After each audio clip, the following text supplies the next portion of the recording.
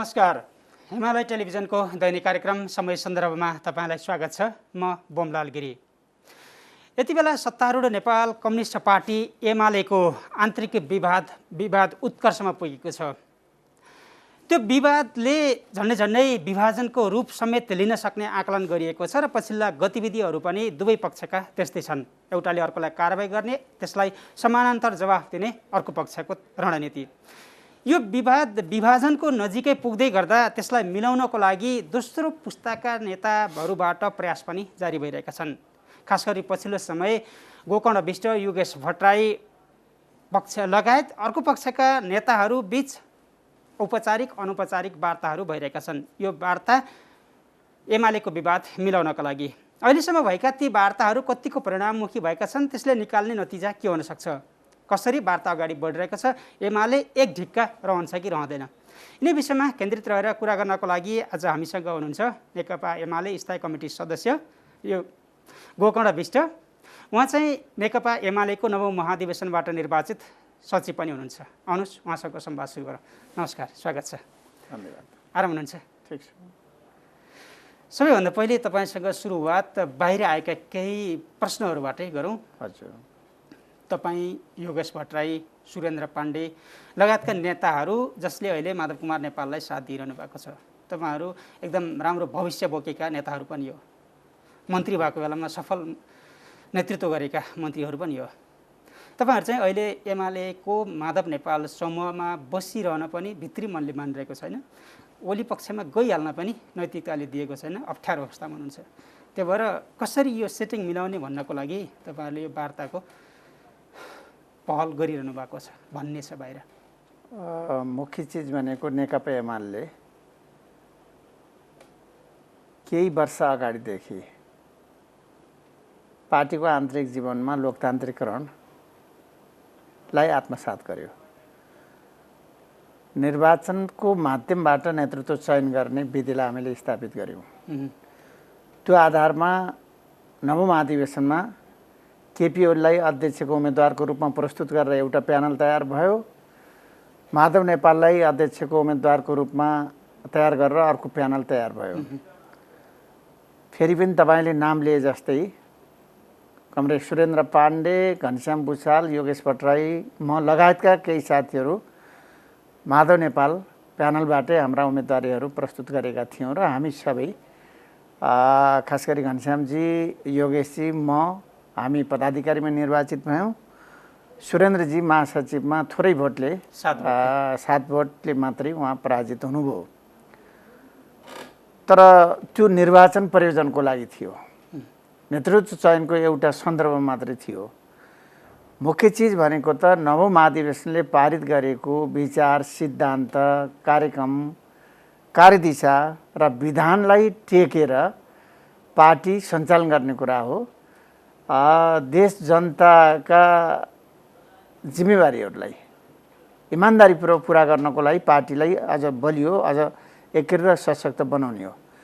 यो सन्दर्भमा हामीले चाहे हिजो नेकपा एमालेमा छँदा होस्, चाहे नेपाल कम्युनिस्ट पार्टी बनेको अवस्थामा होस्, हामीले त्यही प्रकारले भूमिका निर्वाह गर्न कोसिस गऱ्यौँ र अहिले हाम्रो उद्देश्य भनेको नेताहरू बीचमा देखा परेका द्वन्द्वको आधारमा होइन, वा अहिले सरकारको नेतृत्व गर्नुभएका पार्टी अध्यक्ष कमरेड केपी ओलीका कतिपय कमजोरीहरू पनि छन्, कतिपय प्रतिनिधि सभा विघटन लगायतका, वा एक प्रकारले भन्ने हो भने पार्टीसँग संस्थागत हिसाबले सरसल्लाह नगरी एकपक्षीय हिसाबले गर्ने कामहरू, त्यस्ता निर्णयको एउटा उपजको रूपमा यो प्रकारका अन्तर्विरोधहरू पनि देखा परेका छन्।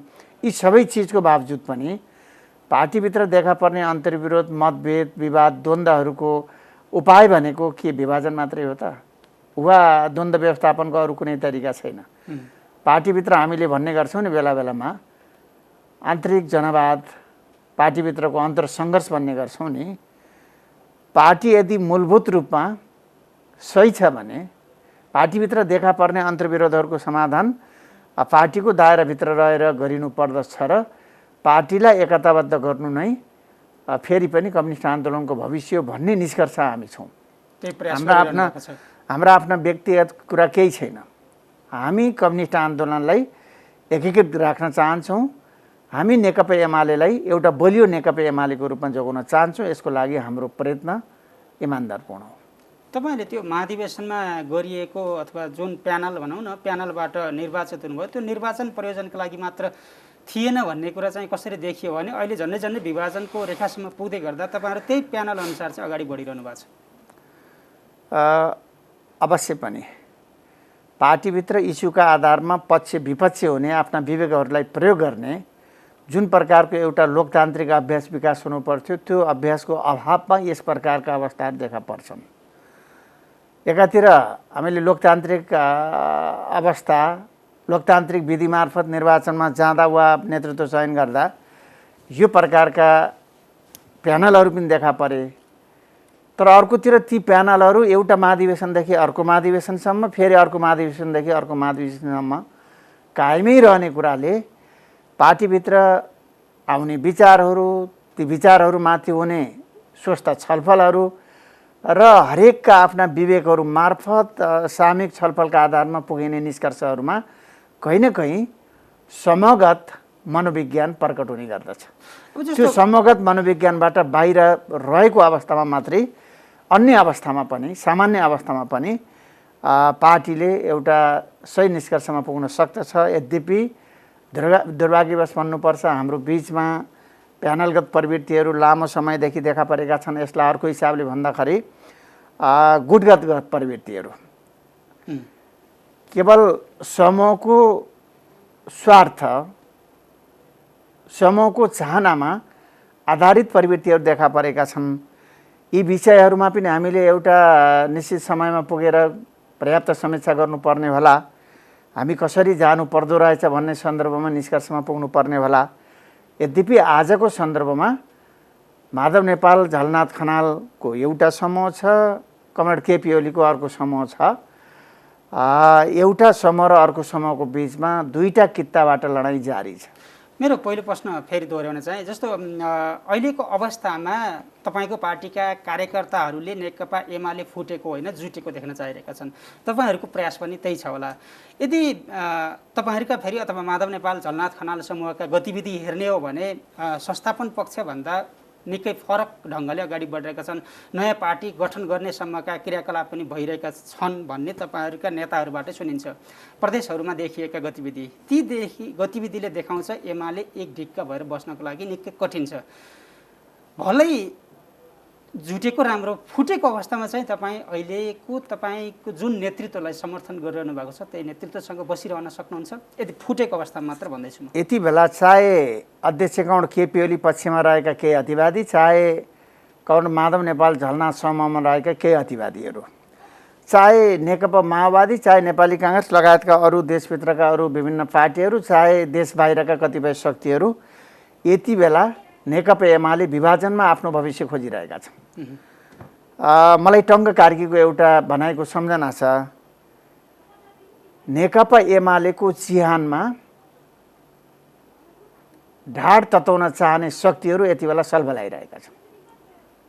नेकपा एमालेको अवसानमा उत्सव मनाउन चाहने शक्तिहरू सलबलाइरहेका छन्।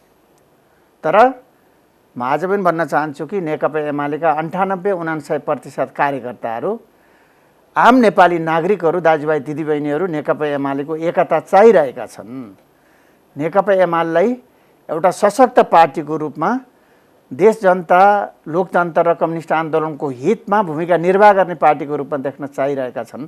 हामी यो चाहनालाई पुरा गर्नको लागि प्रयत्न गरिरहेका छौँ। म तपाईँलाई फेरि भन्न चाहन्छु कि आज हाम्रो यो एकताको प्रयत्नलाई, अतिवादबाट पार्टीलाई जोगाउने, हाम्रो आन्दोलनलाई जोगाउने प्रयत्नलाई अलिकन बङ्गाएर हामी एकताको प्रयत्न गर्ने, इमान्दारपूर्ण प्रयत्न गर्ने कमरेड सुरेन्द्र पाण्डे, घनश्याम भुषाल, योगेश भट्टराई र म लगायतका केही साथीहरूलाई मनोबल गिराउने गरी, गलत प्रचार गर्ने गरी जुन प्रकारले आज केही मिडियामा केही पात्रहरूले सामाजिक सञ्जालमा यिनीहरू कतै मन्त्री खाना खोज्या हुन् कि भन्ने हिसाबले प्रचार गरेका छन्।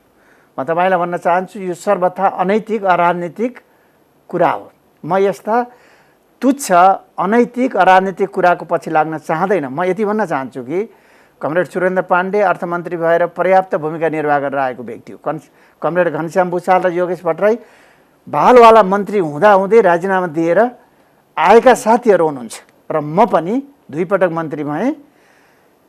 श्रमजीवी जनताहरू नागरिकहरूको हितमा उनीहरूमाथि भएको शोषणका विरुद्ध लगातार लड्दै आफ्ना मूल्य र मान्यतामा उभिएर पदभन्दा जनताको हित ठुलो हुन्छ भन्ने कुरालाई दिलदेखि आत्मसात गरेर लड्दै बाहिर आएको पात्र हो। हामीलाई यस्ता कुराले कुनै अर्थ राख्दैन, तर मुख्य चिज त्यही हो कि आज खराबी छन्, आज होला राज्य शक्तिलाई केन्द्रीकरण गर्न खोजिएको छ, कतिपय आर्थिक शक्तिलाई पनि केन्द्रीकरण गर्न खोजिएको छ।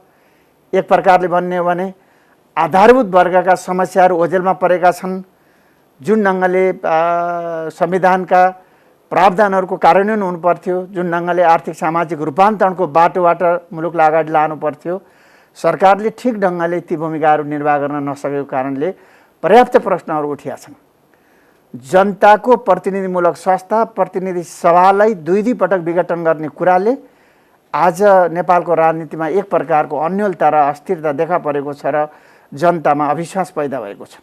यी किमार्थ समर्थन गर्न सकिने विषय होइनन्, यी कुराहरू आलोचना योग्य छन्, तर यसको तात्पर्य हामी फेरि पनि भन्न चाहन्छौँ कि आज नेकपा एमाले भित्रका पहिलो पुस्ताका नेताहरूका खराबीहरूको कारण नेपालको समग्र कम्युनिस्ट आन्दोलनले सजाय भोग्नु हुँदैन, नेकपा एमालेको भविष्यलाई सजाय भोग्नु हुँदैन।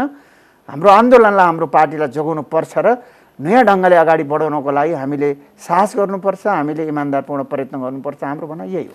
माधव कुमार नेपालहरू भन्नुहुन्छ प्रधानमन्त्री केपी शर्मा ओली अथवा नेकपा एमालेका अध्यक्ष केपी शर्मा ओलीका कारण तत्कालीन नेकपा विभाजन भएर आफ्नो आफ्नो ठाउँमा पुग्यो।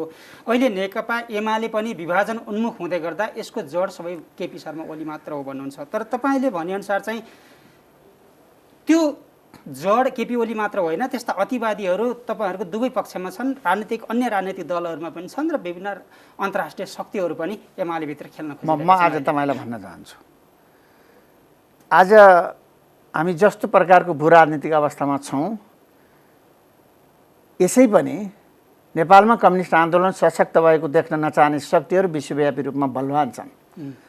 आज ती कुनै पनि शक्तिहरू नेपालको कम्युनिस्ट आन्दोलनलाई बलियो भएको देख्न चाहँदैनन्, राख्न चाहँदैनन्। यो एउटा महत्त्वपूर्ण फ्याक्टर छ, यसलाई हामीले बिर्सन हुँदैन। दोस्रो कुरा संविधान सभाबाट निर्मित संविधानले जुन ढङ्गले आधारभूत वर्गका मुद्दाहरूलाई सम्बोधन गर्ने कोसिस गर्यो, आर्थिक सामाजिक सांस्कृतिक हिसाबले विभेदमा रहेका जनताहरूलाई देशको राजनीति नीति निर्माणमा सहभागी बनाउने गरी जुन प्रकारले संविधानले व्यवस्था गर्यो, सामाजिक क्षेत्रमा खास गरी आर्थिक क्षेत्रमा समाजवाद उन्मुख अर्थतन्त्र निर्माण गर्ने गरी संविधानले जुन ढङ्गले बोलिरहेको छ, सार्वभौम सत्ता र राजकीय सत्ता जनतामा अन्तर्निहित हुनेछ भनेको छ, बहुजाति बहुभाषी बहुसांस्कृतिक बहुधार्मिक र भौगोलिक विविधतायुक्त नेपाल हो भन्ने कुरालाई स्वीकार गरेको छ। यो कुरा नचाहने देशभित्र र बाहिरका विभिन्न शक्तिहरू विभिन्न शक्ति केन्द्रहरू पनि यो संविधानलाई असफल पार्न चाहिरहेका छन्। एकातिर यो संविधानलाई असफल पार्न चाहिरहेका छन्, अर्कोतिर तपाईँले नेपालभित्र हेर्नुहोस् त के नेकपा एमाले भित्र मात्रै हो, आज नेकपा एमाले भित्र पनि यो प्रकारको एक प्रकारले भन्यो भने विभाजनको सङ्घारमा हामी आएका छौँ। समानान्तर कमिटीको अभ्यास केन्द्रीय सरकार, केन्द्रीय संसद, प्रदेशका सरकारहरू, प्रदेशका संसदहरूभित्र जे प्रकारका अवस्था देखा परेका छन्, चाहे सरकार चलाउनेहरूले एकपछि हिसाबले जुन प्रकारले मतलब सफलता प्राप्त गरेको छ, सिट प्राप्त भएको छ, यो मेरो एकल बुताले प्राप्त गरेको भनेर त्यसलाई एउटा प्राइभेट कम्पनीको रूपमा चलाउने जुन प्रवृत्ति एकातिर देखा परेको छ, चाहे प्रधानमन्त्रीमा होस्, चाहे मुख्यमन्त्रीमा होस्, चाहे अरू कसैमा होस्, अर्कोतिर फेरि पनि फरक ढङ्गले जुन ढङ्गले जाने प्रवृत्ति देखा परिरहेको छ, यो सबै नेकपा एमालेभित्र देखा परेको छ। नेपाली काङ्ग्रेस प्रमुख प्रतिपक्षमा छ, त्यहाँभित्र पनि चाहे महाधिवेशनको नाममा होस् चाहे अरू कुनै नाममा होस् जुन प्रकारको द्वन्द्व अन्तर्विरोध देखा परिरहेको छ, मैले बताइरहनु पर्दैन। नेकपा माओवादी त फुटिसक्यो, कमरेड बादल सहितका केही साथीहरूले पार्टी छोड्नु हो एक प्रकारको त्यो विभाजन हो। जसभा विभाजनको सङ्घारमा छ। आज नेपालका प्रमुख राजनीतिक पार्टीहरूभित्र अन्तर्विरोध पैदा भइरहेका छन्। यसको कारण के हो? यो अन्तर्विरोध द्वन्द्वले नेपालको राजनीतिलाई कुन दिशामा लैजान्छ? कतै नेपालको राजनीतिलाई सम्पूर्ण हिसाबले अस्थिर बनाएर नेपाली समाजलाई विघटनतिर लानको लागि प्रयत्न त गरिँदै छैन। कतै यो प्रयत्नमा सबै पार्टीका नेताहरू कुनै न कुनै हिसाबले उनीहरू परिचालित त छैनन्, उनीहरू नजानिदो हिसाबले यसका निमित्त पात्र त बनिरहेका छैनन् भन्ने सन्दर्भमा हामीले फेरि पनि ठन्डा हिसाबले सोध्नुपर्छ। यसकारण कमरेड केपी ओलीका जति कमजोरी छन् त्यसलाई त्यही सीमाभित्र हामी आलोचना गर्नुपर्छ।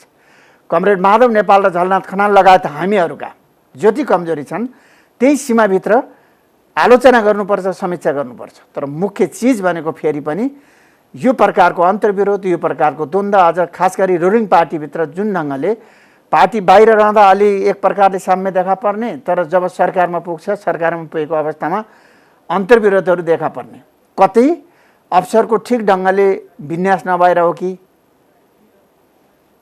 माथिल्लो तहमा काम गर्ने नेता र तल्लो तहका काम गर्ने कार्यकर्ताको बिचको भावनामा कहीँ ग्याप छ कि जनताका मुद्दाहरूलाई ठिक ढङ्गले सुनवाई नगर्ने, सरकारलाई जनताको हितमा ठिक ढङ्गले प्रयोग गर्न नसक्ने हाम्रो अकुशलताको कारणले हो कि यी सबै चिजहरूमा हामीले गम्भीरता साथ समीक्षा गर्न जरुरी छ।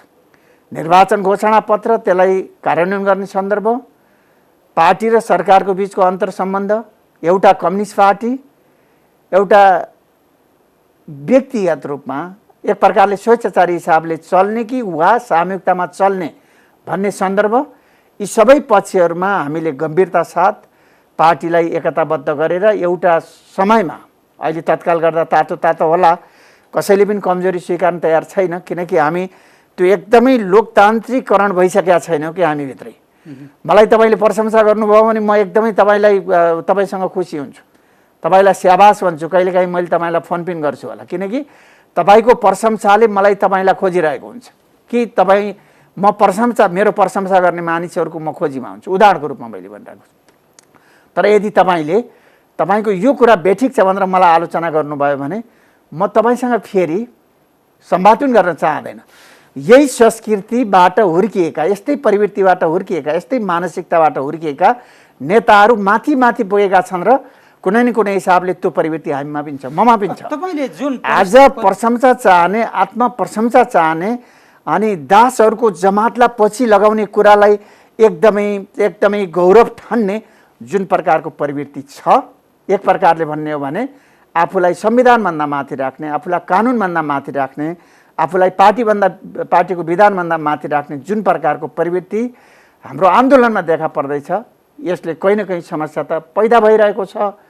फेरि पनि यसलाई एउटा निश्चित संस्कारभित्र ल्याउनको लागि, सबै ढङ्गले अगाडि बढाउनको लागि, संविधान र कानुनको आधारमा चल्ने एउटा स्वस्थ परिपाटी निर्माण गर्नको लागि फेरि पनि नेपालको राजनीतिमा हामीले अझ पर्याप्त गृह कार्य गर्नुपर्ने आवश्यकता होला।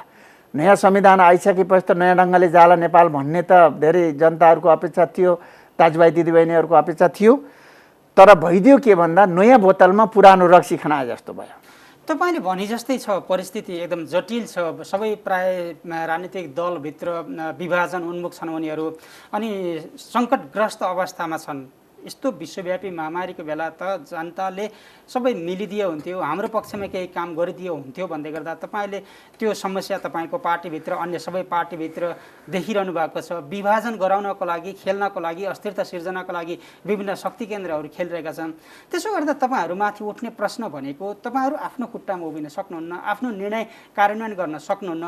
यस्तो अवस्थामा अबको मुलुकको भविष्य के होला भन्ने आम चिन्ता चासोको विषय छ। म बोमजी तपाईको यो टेलिभिजन मार्फत आम नेपाली दाजुभाइ दिदीबहिनीहरूका बिचमा म माफी माग्न चाहन्छु कि हामी जनताका समस्याहरूलाई पुरा गर्ने प्रतिबद्धताका साथ, शपथका साथ, वाचाका साथ राजनीतिमा आएका हौँ र हामीले त्यही कुरा गर्छौँ भनेर जनताको बिचमा सार्वजनिक हिसाबले बोलेका पनि छौँ।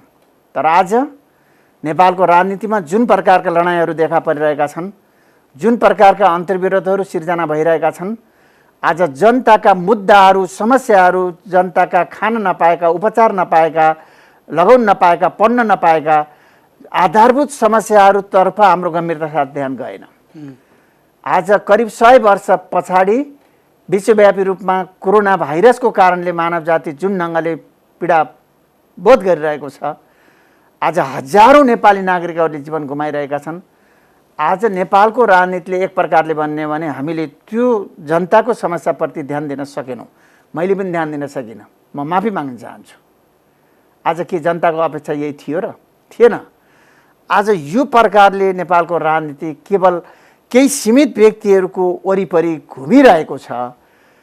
2 दशक 3 दशक भन्दा लामो समयदेखि नेपालको मतलब समाचारहरूमा, टेलिभिजनका पर्दाहरूमा, नेपालको राजनीतिक रङ्गमञ्चमा एकै प्रकारका पात्रहरूको अनुहार आम नेपाली नागरिकहरूले, कार्यकर्ताहरूले लगातार हेरिरहने जुन प्रकारको परिस्थिति उत्पन्न भएको छ, यो अवश्य पनि समीक्षायोग्य छ नै।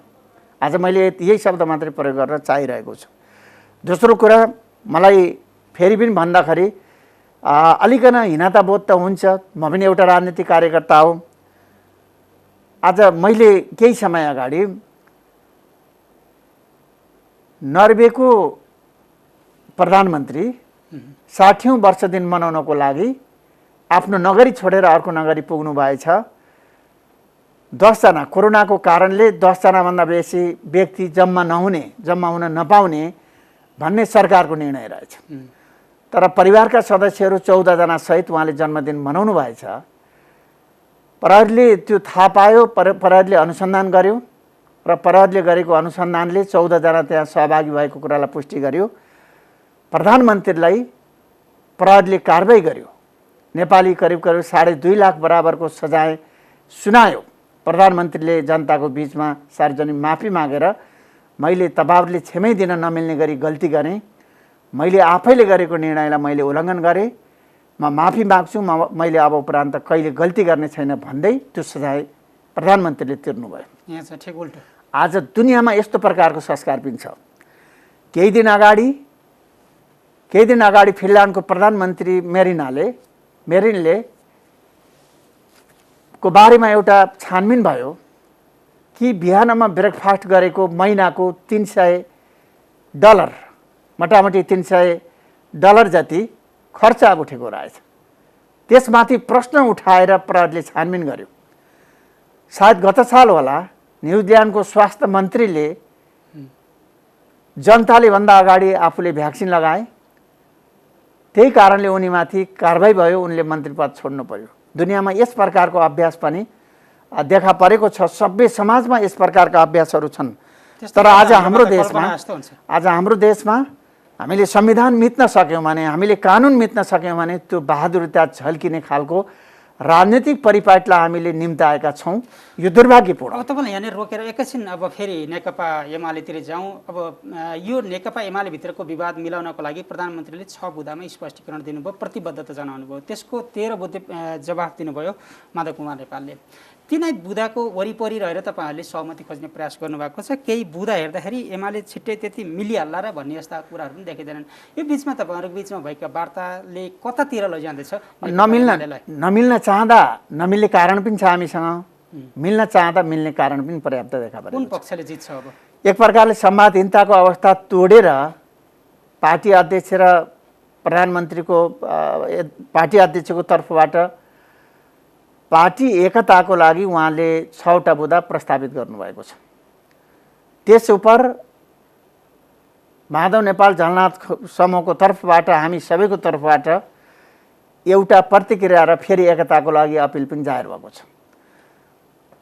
पार्टी अध्यक्षले प्रस्तुत गरेको एकताको प्रस्तावमा, यद्यपि त्यो प्रस्ताव हो, त्यो निर्णय होइन, यता माधव नेपाल र झलनाथ समूहको तर्फबाट पनि एकताको लागि 6 बुँदे एउटा अर्को प्रस्ताव गएको छ। त्यसमा केही कुराहरूलाई प्रष्टता गर्न जरुरी छ। ज्येष्ठ 3 भनेर पार्टी अध्यक्षले गरेको प्रस्तावलाई ज्येष्ठ 2 अगाडिको अवस्थामा फर्काएर 9औं महाधिवेशनद्वारा निर्माण गरिएको पार्टी संरचनाको बैठक गरेर समस्याको समाधान गर्ने, प्रवेश त्यहाँबाट गर्ने, यो ढङ्गले गर्न सकियो भने पार्टी एकता सम्भव छ। करिब करिब हामी नजिक आइपुगेका छौँ।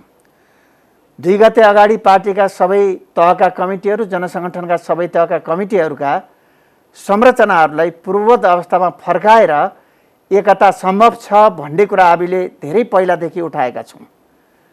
यसमा पनि लगभग सहमतिको अवस्था छ। मूलभूत रूपमा भन्ने शब्दलाई हटाउनुपर्छ भन्ने हामीले हाम्रो आफ्नो अडान राखेका छौँ। करिब लगभग सहमति हुने स्थिति देखा परेको छ।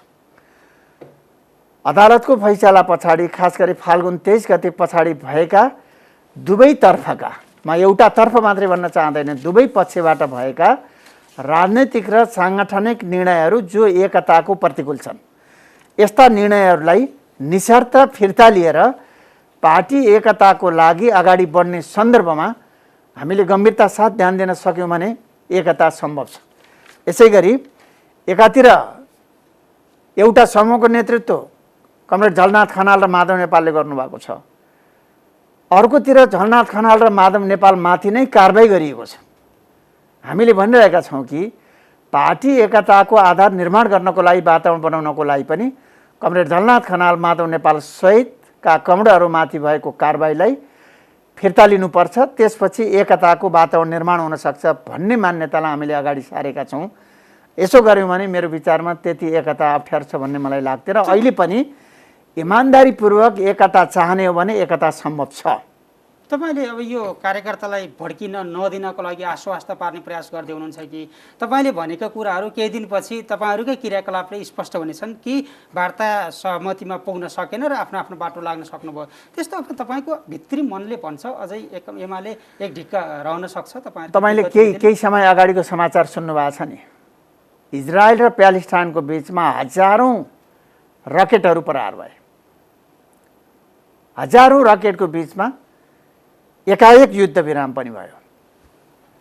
कहिलेकाहीँ सतहमा पार्टीभित्र ठुला ठुला द्वन्द्वहरू, अन्तर्विरोधहरू प्रकट हुने गर्दछन्, तर साथसाथमा पार्टीभित्र ती अन्तर्विरोध र द्वन्द्वहरूको व्यवस्थापनको लागि आन्तरिक हिसाबले सूक्ष्म प्रयत्न पनि भइरहेका हुन्छ। त्यसको त तपाईँले तर ती प्रयत्नको परिणाम आउनको लागि केही समय लाग्न सक्दछ।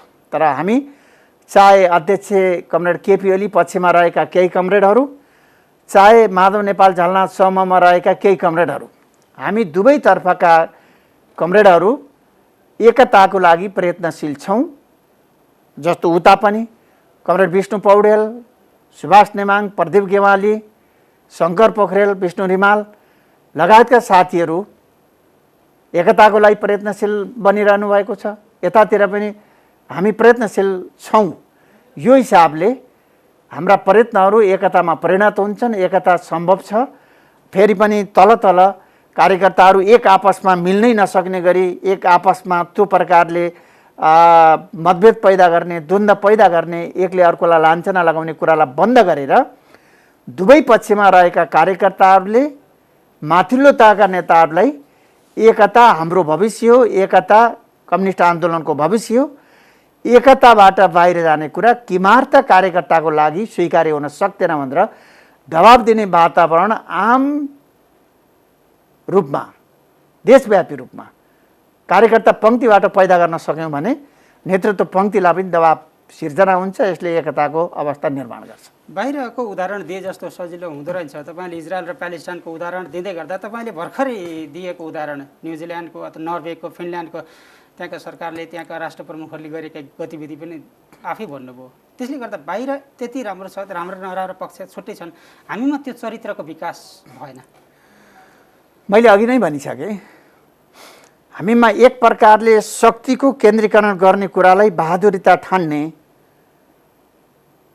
शक्तिको केन्द्रीकरणलाई समाजमा सहन ठान्ने एउटा मनोविज्ञान हावी छ।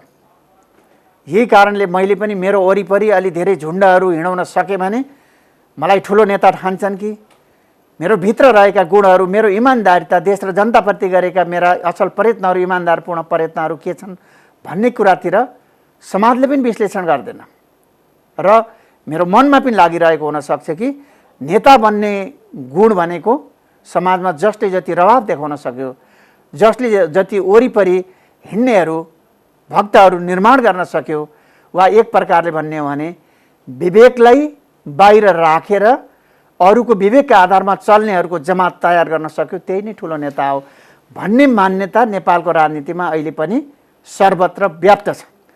जबसम्म यसलाई बदल्न सक्दैनौँ, जबसम्म नेपाली समाजमा जसले देश र जनताको हितमा इमान्दारीपूर्वक कुशलता साथ काम सम्पादन गर्न सक्दछ त्यो नै आजको सन्दर्भमा असल नेता हो भन्ने कुरा जबसम्म हामीले स्थापित गर्न सक्दैनौँ, जबसम्म व्यक्तिको योग्यताको आधारमा जिम्मेवारी प्रदान गर्ने, जिम्मेवारी सम्पादनको आधारमा मूल्याङ्कन गर्ने परिपाटीलाई नेपाली समाजमा, नेपालको राजनीतिमा स्थापित गर्न सक्दैनौँ, चाहे त्यो पार्टीभित्र होस्, चाहे पार्टी बाहिर होस्, चाहे त्यो सरकारका संरचनामा होस्, चाहे सरकार बाहिर होस्, तबसम्म यी कुराको सुधार हुन सक्दैन।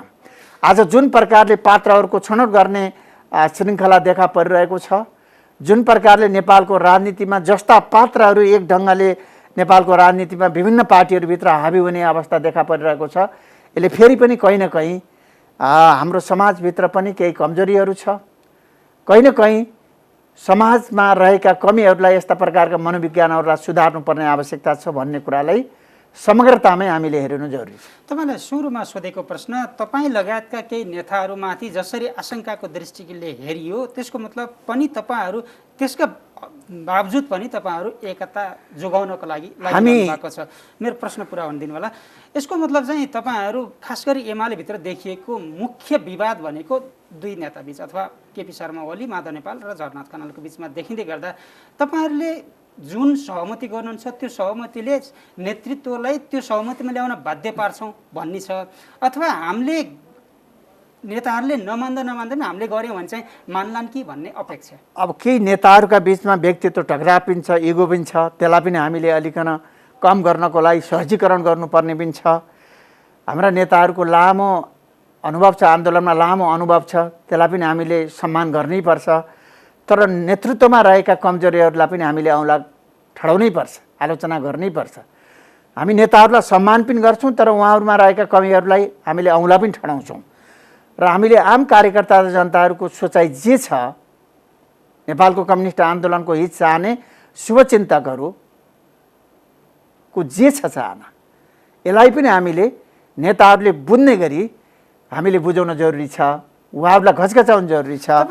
र यसै गरी म भन्न चाहन्छु कि हामीले के गर्दा हाम्रो पार्टीलाई विचार र सिद्धान्तको एउटा जगमा उभ्याएर, पार्टीलाई विधिको जगमा उभ्याएर एकताबद्ध गर्न सकिन्छ। संस्थागत प्रणालीका आधारमा पार्टी चल्ने गरी, पार्टीका संस्थागत निर्णय र मार्गदर्शनमा सरकार परिचालित हुने गरी, पार्टी र सरकारको बीचको अन्तर सम्बन्धलाई एउटा कम्युनिस्ट पार्टी, सामूहिकतामा आधारित कम्युनिस्ट पार्टीको जगमाथि उभिएर सरकार सञ्चालन गर्ने गरी पार्टी एकतालाई जोगाउन हामी प्रयत्नशील छौँ। त्यसको मतलब यद्यपि म भन्न चाहन्छु कि हामीलाई अलिअलि कमजोर पार्नको लागि पनि कोसिस गरिँदैछ। मलाई व्यक्तिगत हिसाबले भन्नुहुन्छ भने कुनै आपत्ति छैन। हामी एकता चाहने म लगायतका अन्य कमरेडहरू हामी समाप्त हुन तयार छौँ, मासिन तयार छौँ, तर अन्तिमसम्म हामी पार्टी जोगाउनको लागि, एकताको लागि अगाडि बढ्छौँ। हामी व्यक्तिगत हिसाबले समाप्त भएर पनि नेपालको कम्युनिस्ट आन्दोलनलाई सशक्त र एकीकृत बनाएर राख्नको लागि हामी अन्तिम अवस्थासम्म लडाइँ लड्छौँ। आज नेपालको भविष्य, नेपाली जनताको भविष्य कम्युनिस्ट आन्दोलनको विभाजनमा छैन, नेकपा एमालेको विभाजनमा छैन। राष्ट्रिय स्वार्थको रक्षाको लागि, राष्ट्रिय हितको लागि पनि एउटा सशक्त पार्टीले मात्रै राष्ट्रिय हितको रक्षा गर्न सक्छ। एउटा सशक्त र सही विचार बोकेको पार्टीले मात्रै लोकतन्त्रको रक्षा गर्न सक्छ, कम्युनिस्ट आन्दोलनको रक्षा गर्न सक्छ। नेपालको कम्युनिस्ट आन्दोलनमा 6 सालदेखि आजसम्म हामीले धेरै विभाजनका पीडाहरू भएका छौँ। विचारको भिन्नता बिना पनि विभाजनका अवस्थाहरू देखा परेका छन्। कहिलेकाहीँ वैचारिक भिन्नतालाई सही ढङ्गले सञ्चालन गर्न नसक्दा पनि पार्टी विभाजित भएका थुप्रै घटनाहरू छन्। आज पार्टीभित्र फरक विचारलाई ठिक ढङ्गले आत्मसात गर्न नसक्ने प्रवृत्तिको कारणले पनि यी प्रकारका अवस्थाहरू देखा परेका छन्। आज हामी पार्टीमा एकताको लागि प्रयत्न गरिरहेका छौँ, तर एकताको लागि गरिएका प्रयत्नहरूलाई समेत पनि पचाउन नसक्ने शक्तिहरू, पात्रहरू, विचार प्रवृत्ति, मनोविज्ञान आज एकता चाहने व्यक्तिहरूका विरुद्ध पनि विभिन्न प्रकारका मतलब टिप्पणीहरू गरेका हामीले सुनिरहेका छौँ। त्यसको मतलब यहीँनिर मलाई एउटा प्रश्न म सक्न चाहन्छु। अनि यहीँनिर जोड्छु एउटा, जस्तो अहिले जुन वार्ताका प्रयासहरू भइरहेका छन् यो तपाईँहरूको नेतृत्वसँग सल्लाह गरेर भएका हुन्? होइन, हामीले नेतृत्वसँग पनि निरन्तर हामी समन्वयमा छौँ। निरन्तर माधव नेपाल, झलनाथ खनाल सहित हामी निरन्तर संवादमा छौँ। हरेक दिनका संवादका हामीले अवस्थाहरूलाई बताउने काम पनि गरेका छौँ। संवाद हुनु अगाडि पनि उहाँहरूसँग सल्लाहमै छौँ। उहाँहरूसँग अनुमति लिएर सल्लाह गरेर नै हामीले संवाद गरिरहेका छौँ। तपाईँहरूले पार्टी अध्यक्षसँग पनि हामी आफै पनि संवादमा छौँ। मलाई लाग्छ पार्टी अध्यक्षको तर्फबाट संवादमा आउनुभएका साथीहरू पनि सल्लाह नगरी आउनु भएको छ मलाई लाग्दैन। उहाँहरूले पनि सल्लाह गर्नुभएको छ। पार्टी अध्यक्षको हैसियतले हामीले पनि पार्टी अध्यक्षसँग पनि संवाद गरेका छौँ। पटक पटक संवाद गरेका छौँ। मैले पनि गरेको छु, अरू साथीहरूले पनि संवाद गर्नुभएको छ। एउटा पार्टीभित्र पार्टी अध्यक्षसँग संवाद गर्ने कुरा, पार्टीको अर्को नेतासँग संवाद गर्ने कुरा के यो भेटेको हुन सक्छ? म भन्छु आज नेकपा एमालेको विभाजनमा हर्ष बढाइ गर्न चाहने शक्तिहरू, नेकपा एमालेको चिहानमा रमाउन चाहने शक्तिहरू, नेकपा एमालेको अवसानमा महान उत्सव मनाउन चाहने शक्तिहरू देशभित्रका देश बाहिरका आज एकतालाई कमजोर पार्नको लागि, यो प्रयत्नलाई असफल पार्नको लागि चौतर्फी प्रयत्न गरिरहेका छन्। हामी सचेत छौँ, हामी हताश छैनौँ। म भन्छु कुनै पनि मूल्यमा नेकपा एमालेको एकता जोगाउनको लागि हामीले अन्तिम अवस्थासम्म त्याग गर्नेछौँ, अन्तिम अवस्थासम्म हामीले प्रयत्न गर्नेछौँ। र हामी जहाँ उभिएका छौँ हामी ठिक ठाउँमा उभिएका छौँ। हामी पार्टी एकता जोगाउनुपर्छ भनेर एउटा ठाउँमा उभिएका छौँ। अलि पर पुगेर परबाट हेर्नेले हामीलाई टाढा देख्न सक्छ। हामीलाई बायाँबाट हेर्नेले पनि टाढा देख्न सक्छ, दायाँबाट हेर्नेले पनि टाढा देख्न सक्छ। किनकि हामी एकता जोगाउनुपर्छ। नेकपा एमालेको 9औं महाधिवेशनद्वारा पारित दस्तावेज विधानका आधारमा उभिएर पार्टीलाई संस्थागत ढङ्गले जोगाउने गरी, संस्थागत ढङ्गले चलाउने गरी, संस्थागत प्रणालीका आधारमा पार्टीका क्रियाकलापहरूलाई सञ्चालन गर्ने गरी एकता गरौँ भनेर भनिरहेका छौँ। यो मान्यताबाट टाढा अलि टाढा जाने साथीहरूले हामीलाई टाढा देख्न सक्छ। यताबाट टाढा जाने साथीहरूले पनि हामीलाई टाढा देख्न सक्छ। हामी जहाँ थियौँ त्यही छौँ। तर जो साथीहरू अलि धेरै टाढा पुगिरहनु भएको छ उहाँहरूले टाढा देखिरहनु भएको होला, फरक यति मात्रै हो। तर हामीले जे प्रयत्न गरिरहेका छौँ यो सही अभियान हो। जुन भूमिका निर्वाह गरिरहनु भएको छ त्यो भूमिकामा तपाईँहरू दोस्रो पुस्ताका नेताहरूबिच सहमति भयो भने त्यसमा नेतृत्वलाई हस्तक्षेपकारी भूमिका निर्वाह गर्न सक्छौँ भन्ने आत्मविश्वास छ तपाईँमा? नेताहरूलाई सम्मानपूर्वक उहाँहरूका विगतका योगदानहरूलाई एकदम सम्मान गर्दै आदरणीय महान पूजनीय हाम्रा नेताजीहरूलाई, आदरणीय सम्मानित नेताहरूलाई हामीले फेरि पनि पार्टी एकतालाई जोगाउनको लागि यदि पार्टी अध्यक्ष र हाम्रो तर्फबाट भएका संवादमा जुटेका हामी कमरेडहरूको एउटा निष्कर्ष पुग्छ भने यसलाई पालना गरेर जाने सन्दर्भमा हामीले उहाँहरूलाई म हस्तक्षेप नै त नभनौँ, म यति सानो कार्यकर्ताले हस्तक्षेप भन्ने शब्द प्रयोग गर्न सक्दिनँ। तर यो ढङ्गले ल्याउनको लागि हामीले पर्याप्त कोसिस गर्छौँ, समन्वय गर्छौँ र पार्टी एकतालाई जोगाउनको लागि यसलाई सफल परिणाममा पुर्याउनको लागि हामी लाग्छौँ। त्यसको लागि त अब वार्ता सँगसँगै चल्दै गर्दा तपाईँहरूले एक खालको युद्ध विराम जस्तो गर्नुपर्ने थियो, त्यो देखिएन। किनभने तपाईँहरूका गतिविधि हरेक ठाउँमा पार्टीले दिएको निर्देशन विपरीतका छन्। त्यो केन्द्रमा होस् अथवा प्रदेशमा समानान्तर गतिविधि गर्नु भएको छ, संसदमा फ्लोर क्रस गर्नु भएको छ। अहिले त एक प्रकारले पार्टी नै नरहेको जस्तो अवस्था छ के, एक प्रकारले पार्टी नै नरहेको अवस्था छ। फाल्गुन 28 गते पार्टी अध्यक्षले केन्द्रीय कमिटीका आधा सदस्यहरूलाई बैठकको जानकारी नदिइकन बैठक राख्नुभयो। त्यसलाई बैठक भन्ने कि नभन्ने त्यो आफ्नो भनाइ छ। र पदाधिकारीबाट मुक्त गर्ने, जिम्मेवारीबाट मुक्त गर्ने, आयोजक कमिटी बनाउने, केही कमरेडहरूलाई राख्ने र विभिन्न दूरगामी हिसाबले महत्त्व राख्ने निर्णय गर्नुभयो। उहाँ त्यसैलाई पार्टी निर्णय भनेर लामो समय अडिरहनु भयो। एकातिर हाम्रो समूह आधा व्यक्ति बसेर गरेको निर्णय त्यो पार्टी निर्णय होइन भनेर लामो समय अडान राख्यो र पार्टी एकताको शर्त नै त्यसलाई बनायो, बटम लाइन नै त्यसलाई बनायो। आज 3 महिना जुन प्रकारको यो अन्तर्विरोध देखा पर्यो मुख्य कारण त त्यही हो। अझ त्योभन्दा अगाडि फर्कने हो भने म तपाईँलाई भन्न चाहन्छु नेकपा एमाले र माओवादी केन्द्रको एकता हुँदा अध्यक्ष कमरेड केपी ओली र अध्यक्ष कमरेड पुष्पकमल दाहाल दुईटा अध्यक्षको सहमतद्वारा पार्टी सञ्चालन गरिनेछ भनेर जुन कुरा राखियो, एउटा सामूहिकतामा चल्ने पार्टीमा दुईटा अध्यक्षको सहमतले पार्टी चल्ने भन्ने कुरा एकतामा जुन प्रकारले स्वीकारियो, मलाई लाग्छ नेकपा विभाजनको एउटा मुख्य कारण थियो। दुईटा व्यक्तिको सहमति भयो भने पार्टी मिल्ने भयो, दुईटा व्यक्तिको सहमति भएन भने पार्टी टुक्रानी भयो। 50% मिल्ने सम्भावना रह्यो, एउटा व्यक्तिले अलिकन न्यु खोज्यो भने नमिल्ने सम्भावना 50% त जहिलेसुकै विद्यमान भयो। तर यसको ठाउँमा चाहे अन्तर्राष्ट्रिय क्षेत्रमा होस् चाहे नेपालभित्र होस्, कम्युनिस्ट पार्टीले जुन प्रकारले एउटा जनवादी केन्द्रीयताको अभ्यास गर्दै आएको छ, जनवादी केन्द्रीयताको एक प्रकारले भन्ने हो भने विश्व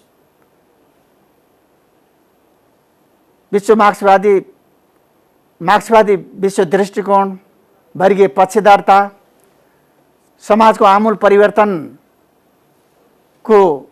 मान्यता, यसको सार पक्ष हो भने व्यक्ति सङ्गठनको अधीनस्थ, तल्लो कमिटी माथिल्लो कमिटीको अधीनस्थ, केन्द्रीय कमिटी र केन्द्रीय निकाय महाधिवेशनको अधीनस्थ, महाधिवेशन सम्पूर्ण सदस्यहरूको अधीनस्थ, यसको रूपपछि कम्युनिस्ट पार्टीले यही प्रकारको अभ्यासबाट आएको सन्दर्भमा दुईटा व्यक्तिको सहमतले पार्टी चल्ने भनेर जुन प्रकारले त्यसलाई एकतामा स्वीकार गरियो,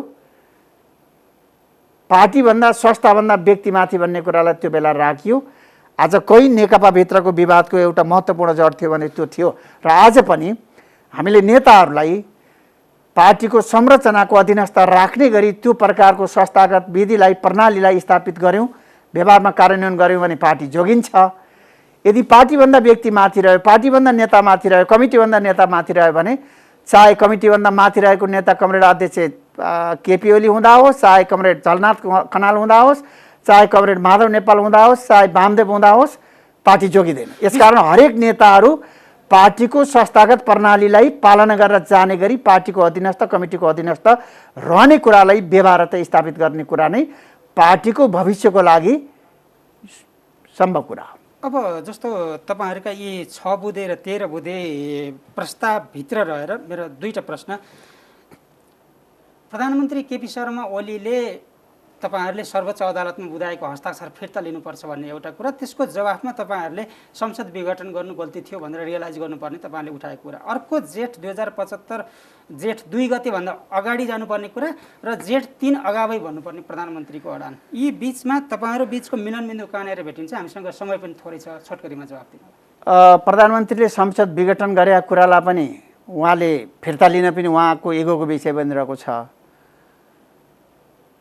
झलनाथ खनाल, कमरेड झलनाथ खनाल र माधव नेपालले सहितको कमरेडहरूले अदालतमा दिएको मुद्दा फिर्ता लिन पनि इगोको विषय बनिरहेको छ। तर सम्मानित अदालतको फैसला जे भए पनि पार्टीले संस्थागत हिसाबले सबैले संस्थागत फैसलालाई निशर्त मानेर जाने गरी एउटा बीचको शब्द खोजेर यसमा निकास खोज्न जरुरी छ। फेरि पनि दुवैले आफ्नो आफ्नो अडानमा बस्ने कुराले एकता सम्भव हुन सक्दैन। एक भनेको त्योभन्दा अगाडि नै तपाईँले भने जस्तो प्रधानमन्त्रीले गल्ती रियलाइज गर्ने र तपाईँहरूले उताबाट फिर्ता गर्नुपर्ने त्यो कुरा चाहिँ सम्भव देखिँदैन होइन। अब दुवैतर्फका गल्तीहरू महसुस गर्ने कुरा त अब हाम्रो देशमा गल्ती गर्ने नेताहरू नै हुनुहुन्न, चाहे कमरेड केपी ओली, चाहे कमरेड माधव नेपाल, चाहे कमरेड झलनाथ खनाल, नेताहरूले गल्ती नै गर्नुहुन्न। भनेको त्यति बेला सुन्नुहोस् न, मेरो कुरो सुन्नुहोस् न, नेताहरूले गल्ती नै गर्नुहुन्न, किनकि नेताहरूले गल्ती नै महसुस गर्नुहुन्न। यो त आज नेपालको राजनीतिको यही होइन र बाध्यता, यही होइन र पीडा। यसकारण म त्यतातिर जान चाहँदैन। उहाँहरूले गल्ती गर्नुभयो, गल्तीलाई महसुस गर्नु होला भन्ने कुरा होइन के। म भन्न चाहन्छु कि एकातिर प्रतिनिधि सभा विघटनको कारणले जन्मिएको समस्या हो अदालतको मुद्दा भन्ने सन्दर्भ छ। यो आफ्नो ठाउँमा जायजै छ, यो छलफलको विषय छैन, यसमा तर्क वितर्क गर्नुपर्ने विषय छैन। तर आज कमरेड अध्यक्षलाई, सम्मान्य प्रधानमन्त्रीलाई तपाईको विघटन फिर्ता लिनुहोस् भन्दा पनि उहाँले मान्ने अवस्था छैन, गएको मुद्दा फिर्ता लिनुहोस् भन्दा पनि मान्ने अवस्था छैन। वा केही व्यक्तिले फिर्ता लिएर पनि त्यो मुद्दालाई तात्विक असर गर्छ कि गर्दैन भन्ने कुरा पनि छैन। वा सम्मानित अदालतमा विचाराधीन भएको मुद्दामा बाहिरबाट बोल्ने कुरा त्यो अदालतको मानहानि हो कि होइन भन्ने कुरा पनि आफ्नो ठाउँमा छँदैछ। यस्तो अवस्थामा कसैलाई पनि असर नपर्ने गरी सबैको आत्मसम्मान जोगिने गरी पार्टीको संस्थागत फैसलालाई मानेर जाने गरी अदालतको फैसलालाई जुन प्रकारको फैसला आउला त्यसलाई मानेर जाने गरी बीचको भाषा प्रयोग गरेर पनि एकता चाहने हो भने सम्भव छ भन्ने कुरा म तपाईँलाई राख्न चाहन्छु। एक दोस्रो, चाहे नेकपा माओवादीमा रहेका रामबहादुर थापा बादलजी सहितका कमरेडहरू अहिले नेकपा एमालेमा रहेको अवस्था होस्, चाहे 241 सदस्य नेकपा छँदाखेरि नेकपा एमालेको कमिटीमा रहेका कमरेडहरूको सन्दर्भ होस्, यसलाई पनि हामीले व्यवहारिक हिसाबले समाधान खोज्नै पर्छ। यसलाई हामीले अराजनीतिक ढङ्गले अव्यवहारिक ढङ्गले हामीले न्यु खोजेर पनि अप्ठ्यारो हुन्छ। तर हामीले यही भनिरहेका छौँ कि कमरेड केपी ओली र कमरेड माधव नेपालको नजरमा नपरेका तर नेकपा एमालेको विकासमा लामो योगदान गरेका योग्यतमहरू जो आज केन्द्रीय कमिटीमा रहेर नरहेर पनि त्योभन्दा बेसी क्षमता राख्दछन्, भएका साथीहरूभन्दा बेसी क्षमता राख्दछन्, लामो पृष्ठभूमिका छन्, तर नेताहरूको आशीर्वाद नपाएका यस्ता कमरेडहरूलाई पनि केन्द्रीय कमिटीमा ल्याएर न्याय दिनुपर्दछ। यो कुरालाई मिलाउँदा उहाँहरूलाई पनि न्याय दिनुपर्दछ। जहाँसम्म 2 गतेको सन्दर्भ हो, सर्वोच्च अदालतको फाल्गुन 23 को मुद्दाले नेकपा एमाले र माओवादी केन्द्रलाई एकतापूर्वकको अवस्थामा फर्कियो भनिसकेपछि नेकपा एमालेको एकतापूर्वकको अवस्था भनेको जेठ 2 गतेको अवस्था हो। त्यो बेलाको केन्द्रीय कमिटी, पोलिट ब्युरो, स्थायी कमिटीलाई बिउजाएर पदाधिकारी सहितको बैठक राखेर त्यो बिन्दुबाट बाँकी रहेका कामहरूलाई सम्पादन गर्ने गरी अगाडि बढ्नुपर्छ। यो विधानसम्मत हुन्छ, विधिसम्मत हुन्छ। हामीले यही कुरा उठाएका छौँ र यो कुरामा एकदमै कन्फ्युज हुनुपर्ने, अडान राख्नुपर्ने, प्रतिष्ठाको विषय बनाउनु पर्ने कुरा केही छैन। अन्त्यमा छौँ हामी। अन्त्यमा तपाईँले जस्तो हरेक पार्टीमा द्वन्द्व छ, त्यो नेकपा एमालेमा अलि ठुलो द्वन्द्व देखिएको छ अहिले। यो द्वन्द्व निम्त्याउनको लागि तपाईँले पटक पटक भन्नुभयो देशी विदेशी शक्तिहरू। ती देशी विदेशी शक्तिहरू को हुन्, किन यसरी खेलिरहन्छन्, के स्वार्थ छ, यसको बारेमा छोटकरीमा जवाफ दिन सक्नुहुन्छ? के छ?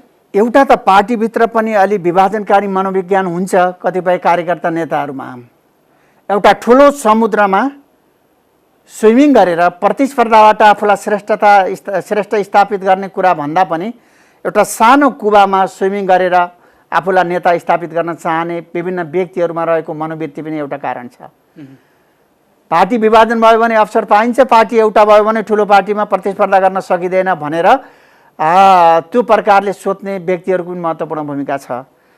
दोस्रो कुरा भनेको नेपालको राजनीतिमा सुष्म व्यवस्थापन गर्न चाहने शक्ति केन्द्रहरू पनि आजमा पनि मात्र होइन, हिजो पनि, त्योभन्दा अझ अस्ति पनि विभिन्न ढङ्गले प्रयत्न गर्थे।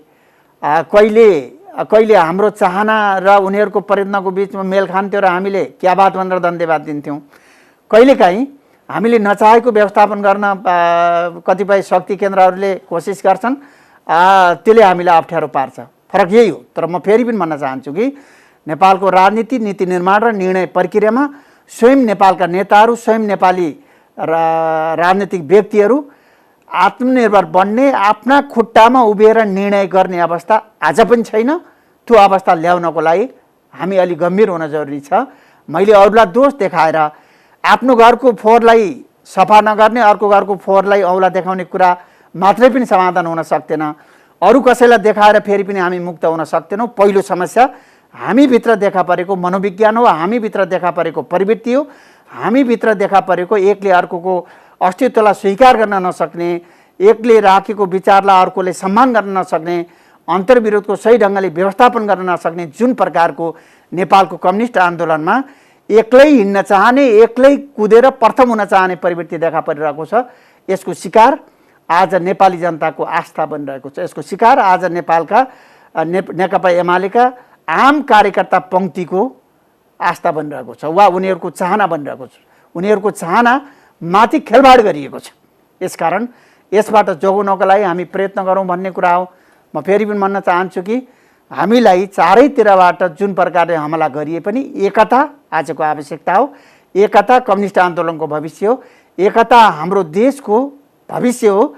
एकता आज नचाहनेहरूले पनि 1 वर्षपछि सोध्लान्, 2 वर्षपछि सोध्लान्, 10 वर्षपछि भविष्यमा समीक्षा होला।